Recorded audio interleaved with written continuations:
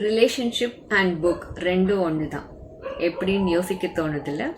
நம்ம ஒரு புக் வாங்கும் போது cover page, print, author and content கண்டிப்பாக நல்லா இருக்கும்னு நம்பி படிக்கலான்னு வாங்குவோம். ஸ்டார்டிங் படிக்கும்போது நல்ல ஒரு எக்ஸைட்மெண்ட்டோடு தான் ஸ்டார்ட் பண்ணுவோம். After few pages you may feel bored and few content புரியாமல் இருக்கலாம். என்னென்னு ரிசர்ச் பண்ணி படிப்போம். சம்டைம்ஸ் புரியலன்னு ஸ்கிப் கூட பண்ணிடுவோம். சில பேர் ஹெட்டிங்ஸ் அண்ட் ஹைலைட்ஸ் மட்டும் படிச்சுட்டு போயிடுவாங்க. வர்ஸ்ட் கேஸஸ் புக் வாங்கி வச்சுட்டு படிக்காமையே போயிடுவாங்க. So connect ஆகுதில்ல.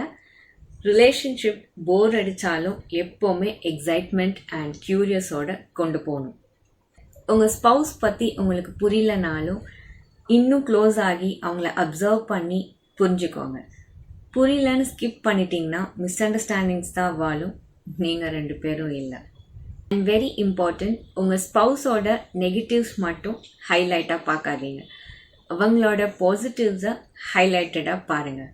எப்போவுமே புக்கில் நம்ம என்ன ஹைலைட் பண்ணுறோமோ அதுதான் மெமரிஸாக இருக்கும்.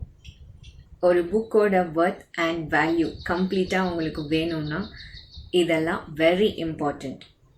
அதே மாதிரி ரிலேஷன்ஷிப்பில் ஃபுல் எஃபர்ட்ஸ் கொடுத்தா தான் கம்ப்ளீட் ஆகும்.